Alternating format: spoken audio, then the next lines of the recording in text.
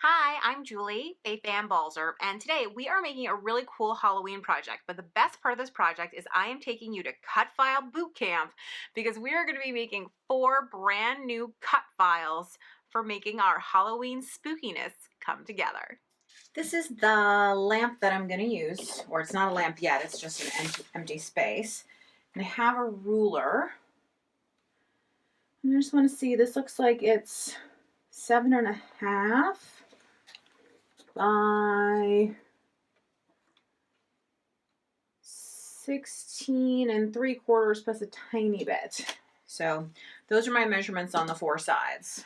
I'm here in Canvas Workspace for Mac, and I want to set up a new roll feeder design. So on the right side, I'm going to go all the way down to the one that says Artboard. Then here, I'm going to choose Rolled Material. And you can see that my mat changes to the rolled material. So I want to grab a square, which I'm going to do just by clicking on it.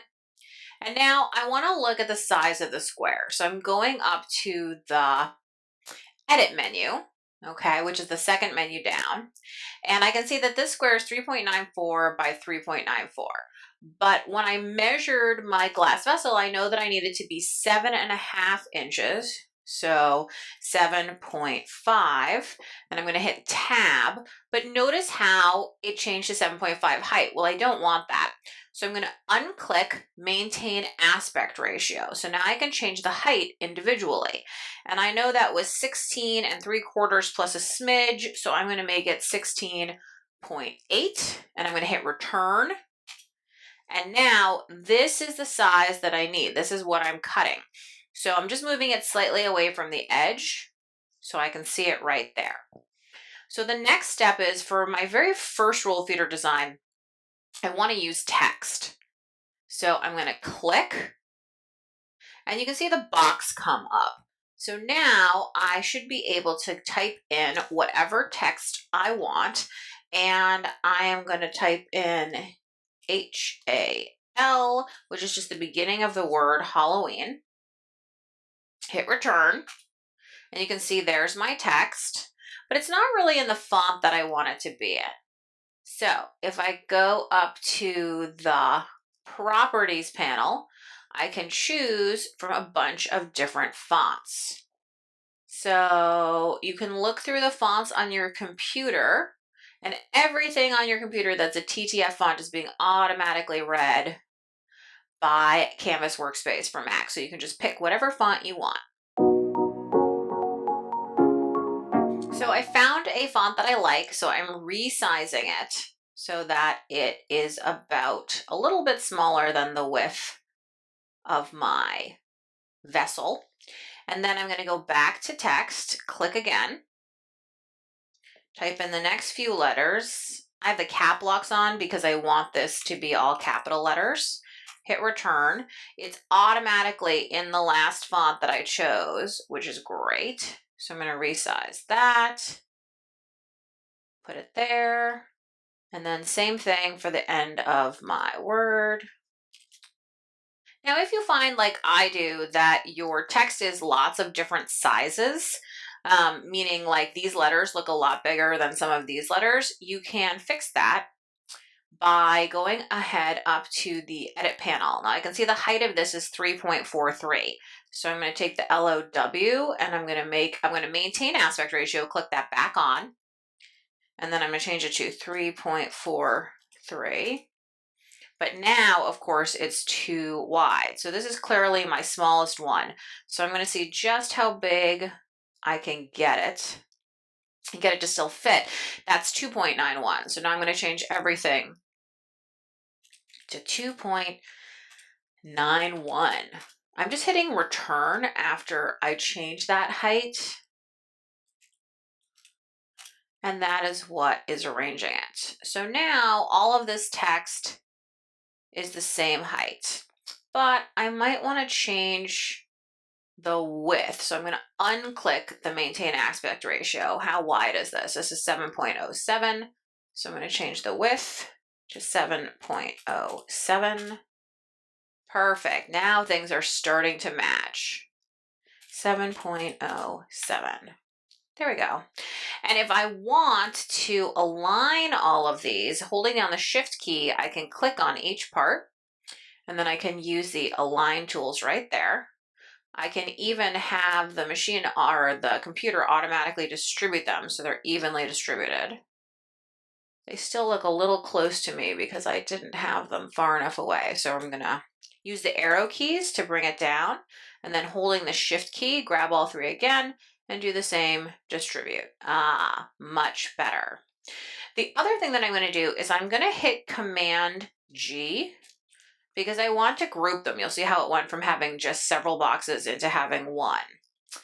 The question is, and remember that everything is changeable, do I want to stretch these letters so that they fill more of the space?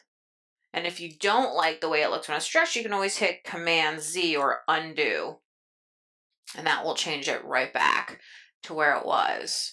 I think I like it a little bit stretched. So I'm going to go ahead and stretch that out and then wiggle it in. I might even make it a little narrower to keep it away from the edges.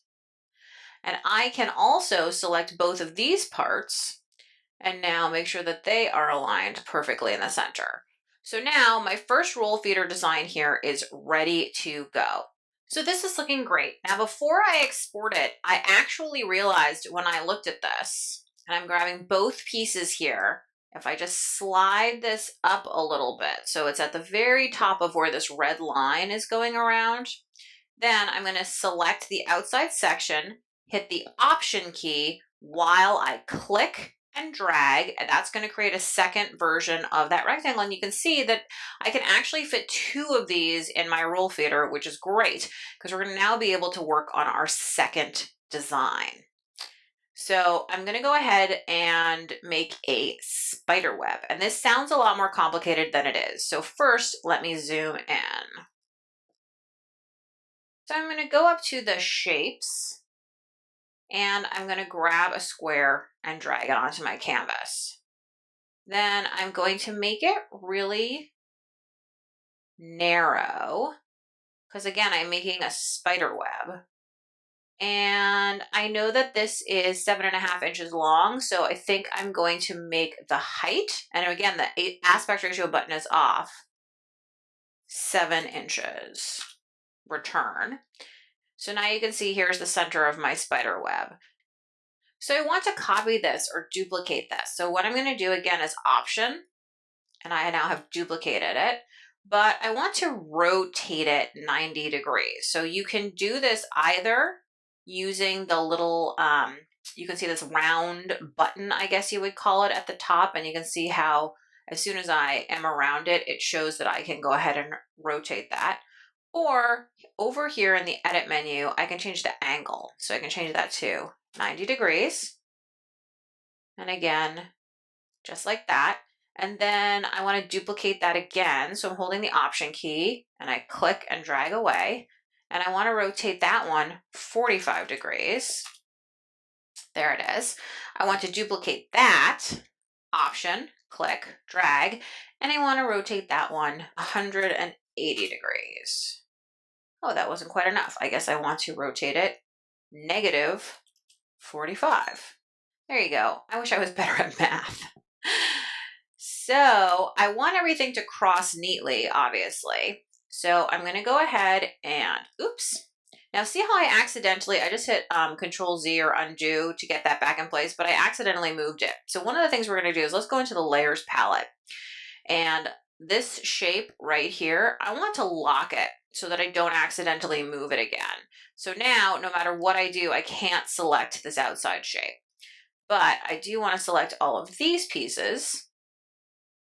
And back under the edit menu, I want to center align them and center align them. And you can see the beginnings of my spider web coming. So what I'm going to do now is process overlap. I want to weld them. And now you can see I have the spokes of my spider web. So I need to create the actual sort of web part in here. So what I'm going to do is looking through the basic shapes, I'm looking for something that is curved and going to be able to give me that shape like this one right here. So I'm going to click and drag it.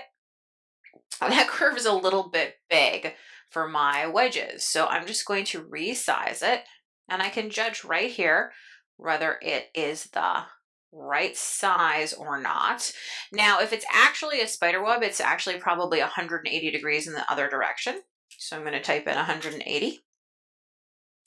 And you can see that that curve fits pretty well right in there. It may not be quite the right angle, but the size is right. However, the shape is all wrong. So now I'm going to duplicate it. Again, Option, drag.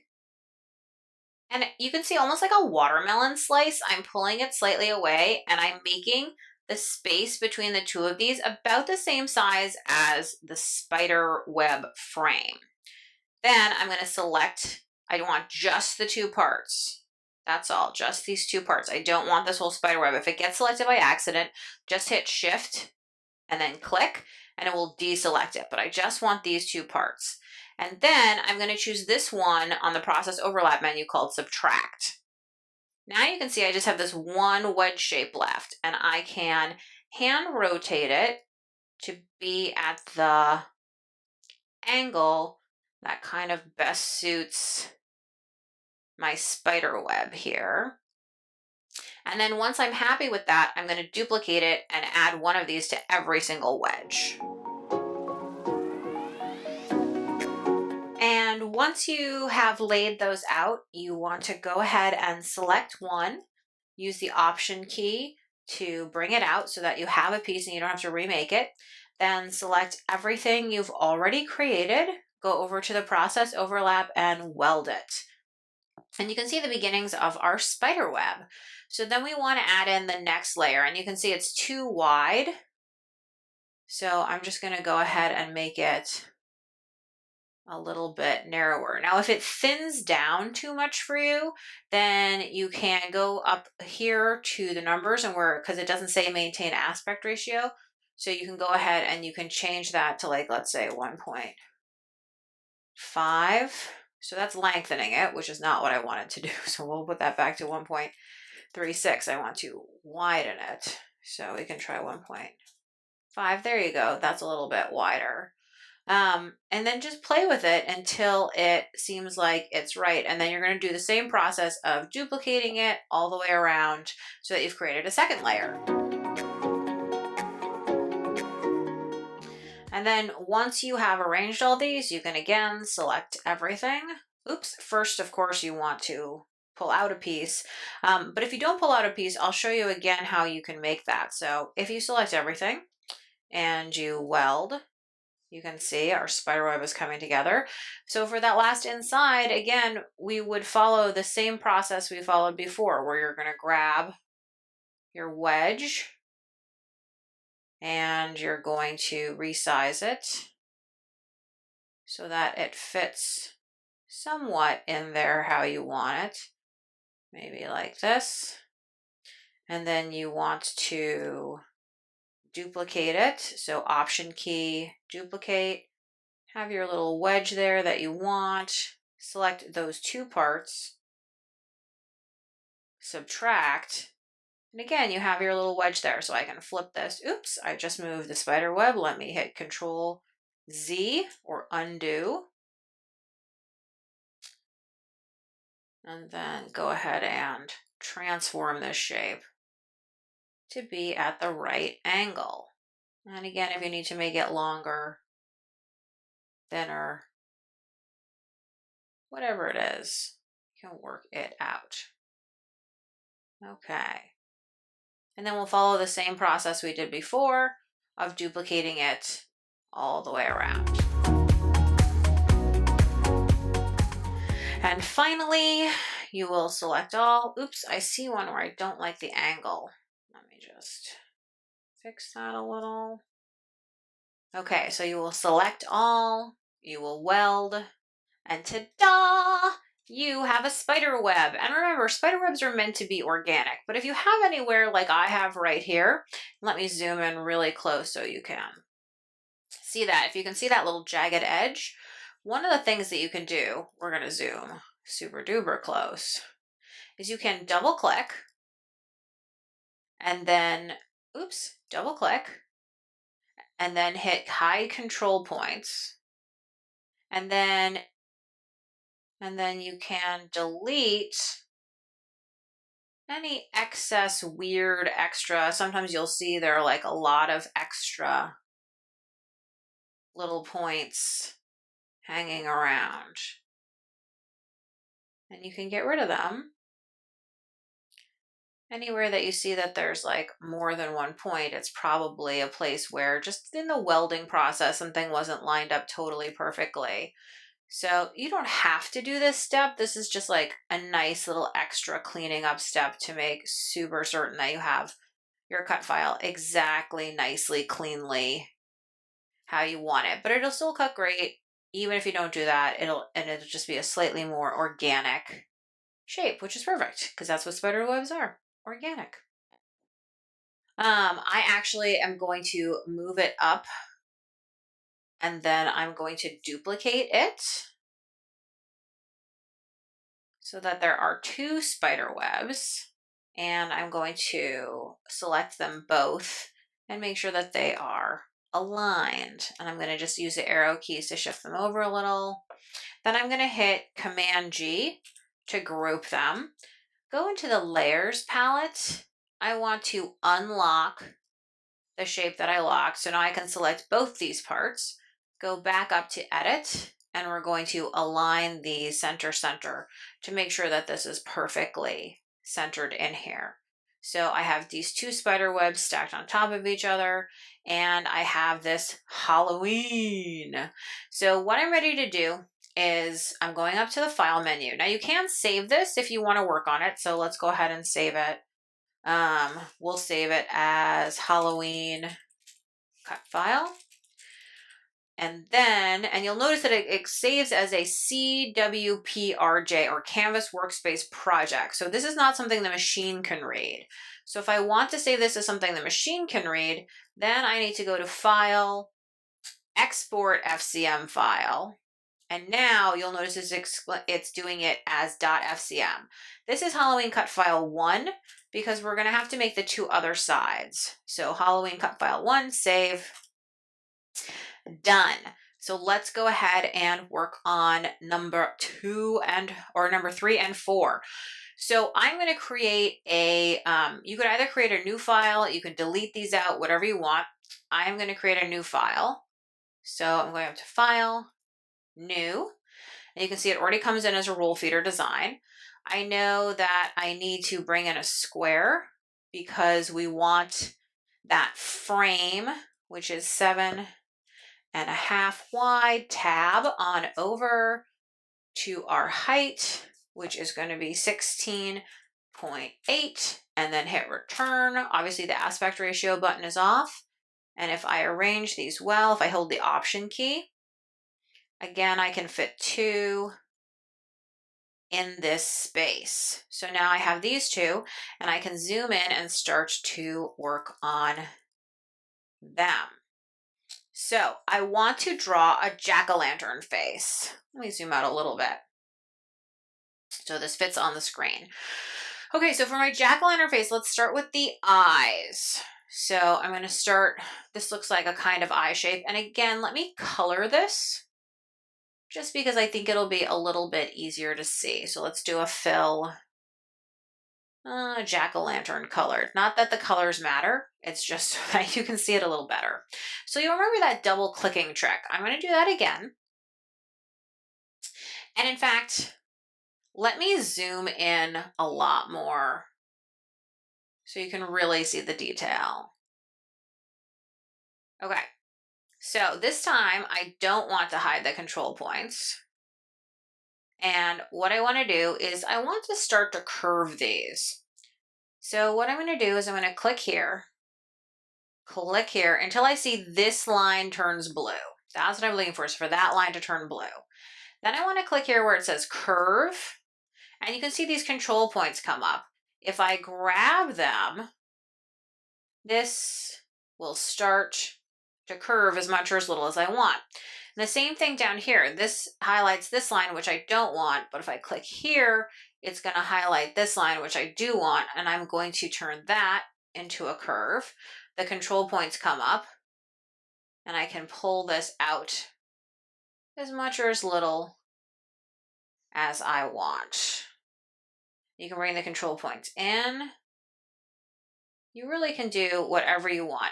Things are a lot more plastic than you think they are, which is super exciting because it means there's a lot of playing around you can do. Okay, cool. So that looks how I want my eye to look. So I can just click off, and now it's a regular shape that I can drag around. So let me zoom back out. Now, I want this to be a jack-o'-lantern, but that eye is a little bit big. So I'm going to make it slightly smaller. And then when I'm happy with it, which I am, I'm going over to the edit menu. And first I'm going to duplicate it. So I'm holding down the Option key and I'm dragging. But then I want to flip it. So we're going to flip it horizontal. And now I have my two eyes, which if I hold down the Shift key to select them both, I want to align them. They look great. And I'm going to group them by holding Command G. So now the eyes move as one piece, which is great. So I want to make a big mouth. So I'm going to look through my shapes.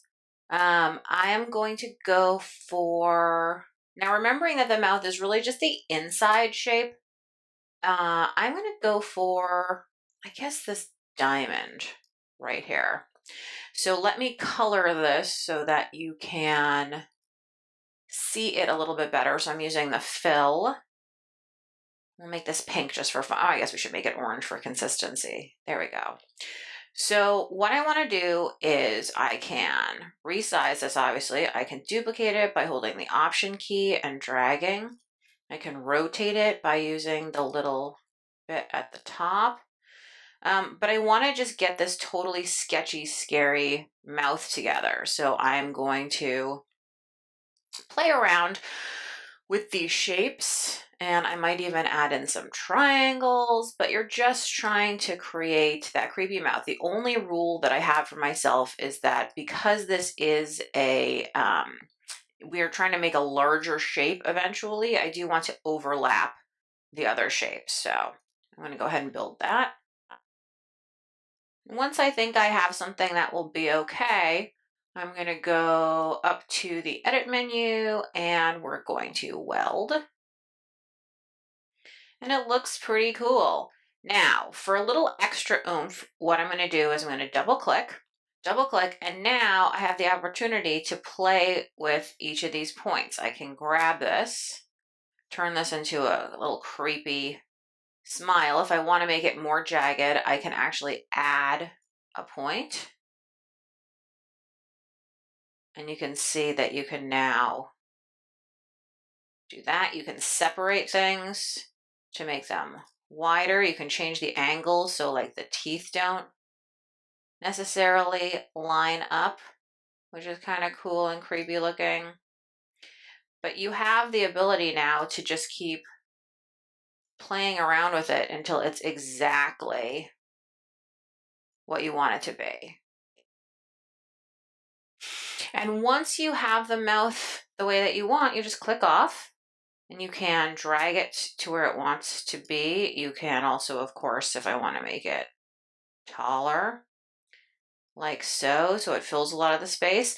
I want to give my pumpkin here a nose, so I'm looking for something that kind of reminds me of a nose. I feel like these teardrops could be nostrils, so that's obviously very, very big. I'm going to make it a little smaller. I also want to rotate it 90 degrees.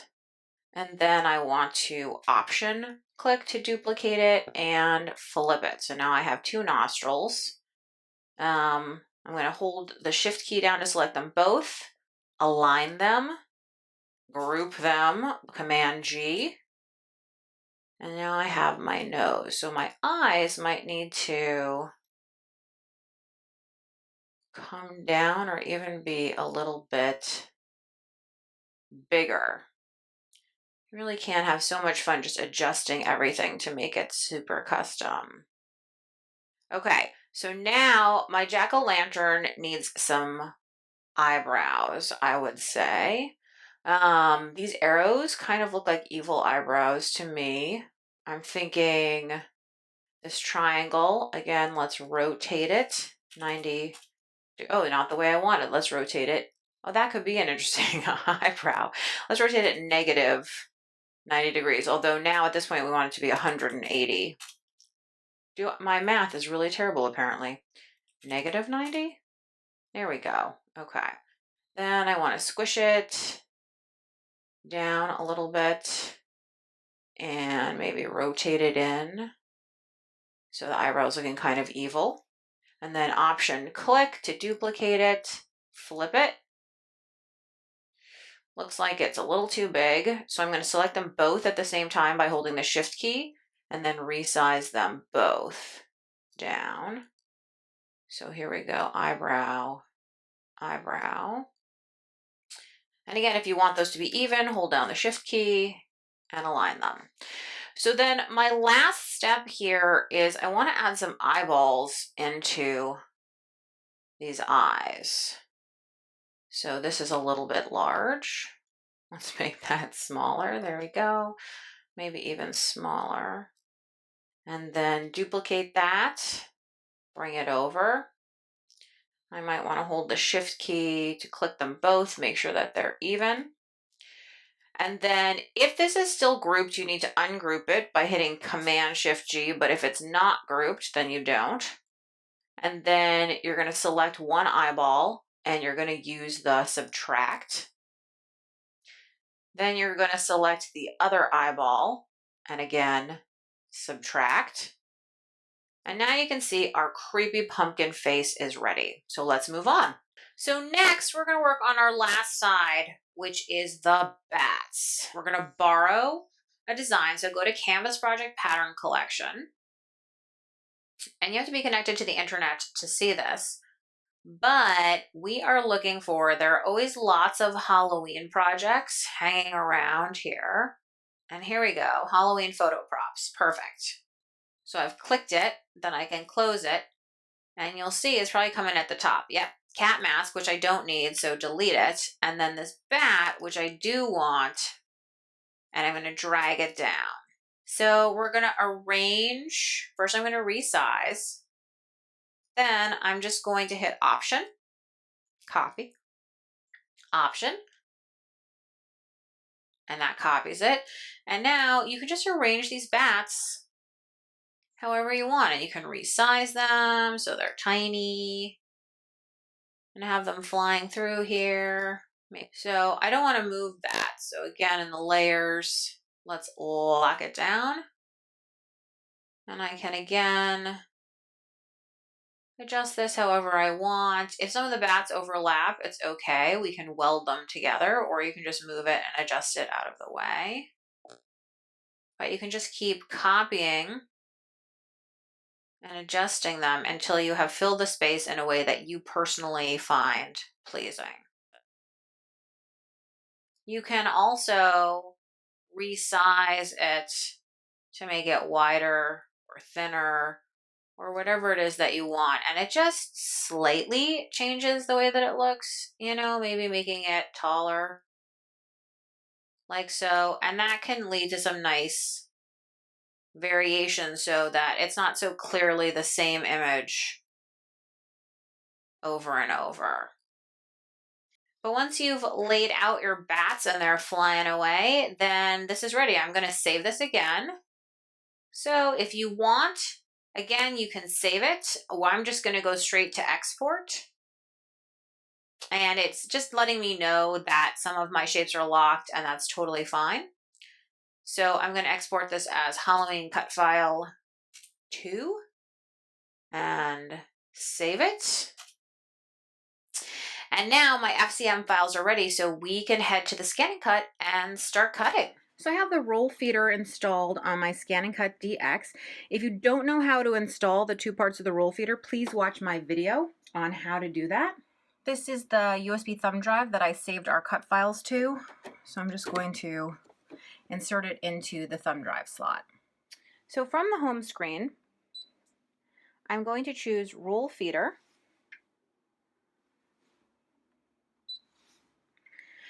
I've already attached the roll feeder, so I'm ready to start to cut the rolled material.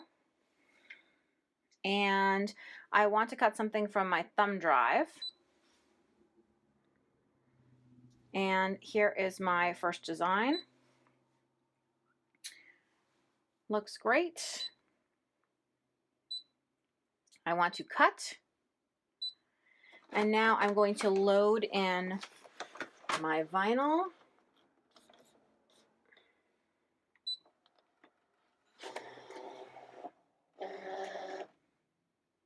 I want to do a test cut just to make sure that the half cut is good and everything looks right. So I'm just going to press test. The test cut is set to come in here, but that's a little bit under the blade. So I want to grab it and pull it down just so it's cutting a little bit lower. And then when I'm ready, I can press start. So the first thing I want to check is that it didn't cut through, which it didn't. I can feel that it's not cut through. And the second thing I want to do is just check that it cut out smoothly. And it did. It looks great. So I'm ready to simply press start.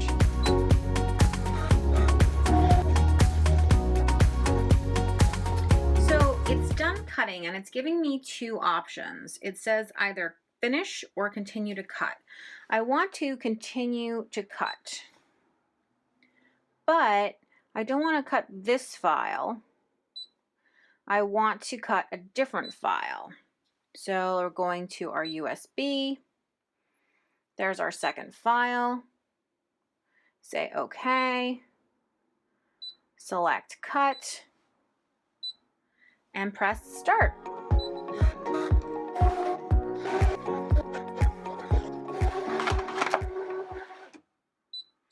So you can see I finished cutting and it actually came right off the roll. I used the whole 6-foot strip.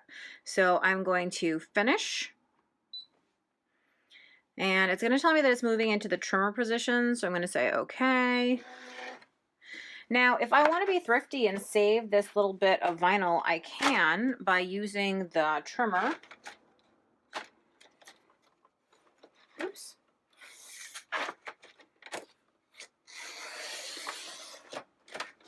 And now I can save this little piece of vinyl and put it on a mat and cut with it later. But we are ready to eject the rest of our vinyl and start to weed. So yes, I want to unroll the rolled material. So it comes out the back, and now you can see I have 6 feet of cut vinyl. So let's get to weeding. To make things slightly easier on myself, I'm just cutting the vinyl apart where each design starts and ends, because 6 feet is a lot of feet to deal with. So now the process of weeding is the process of removing the parts that you don't want. So I am using this hook tool and I'm just getting under the edge and taking away the parts that I don't want. So if you're careful when you weed, you could actually save like these bats for another project if you wanted, you know, just put them along the edge here and then you can cut that off and save them.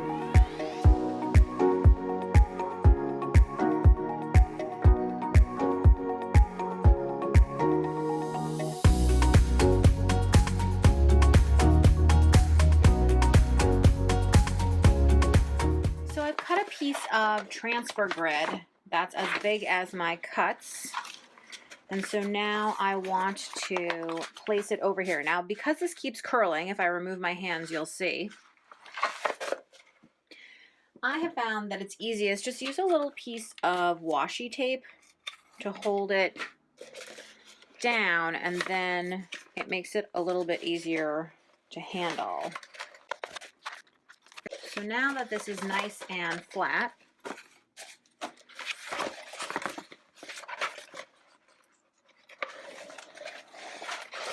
I'm going to peel the transfer grid in bits from the backing. So I start, this is such a large piece, I start at one end and then I unroll it from the backing, smoothing as I go. You can use a brayer or your thumb or your scraper tool or whatever you want to get it to adhere.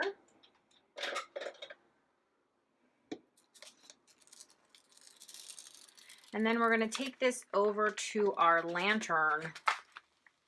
So I've laid down the lantern to make it a little bit easier. I also have this backing sheet because I don't want the bottom part of this to get stuck while I'm working on the top part. So I can see through the transfer grid, and I want to just make sure I place this perfectly. There are a couple places I can see air bubbles. So I'm just taking my scraper and getting into any of those little areas. If you find that for some reason it's slightly too big or anything like that, you can, this is glass, so you can trim it with a craft knife and it's totally fine. Mostly I just want to get out the air bubbles. So right here you can see that the vinyl's a little bit longer. I must not have measured well. So this is metal and I'm not that worried about it. So I have a quilting ruler here, but you could use any metal edge ruler or anything you can cut up against, or you don't even have to use a ruler. Then I've got a craft knife and I'm just going to go ahead and gently cut off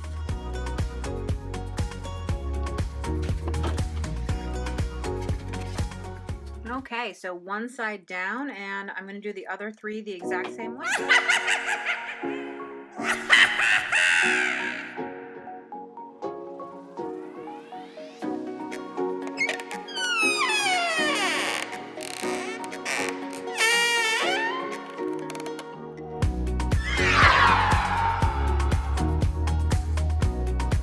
Thanks so much for watching. For more tips, tricks, and tutorials, be sure to visit my blog at balzerdesigns.typepad.com, subscribe to my YouTube channel, and of course, don't forget about the ScanNCut website at scanncut.com.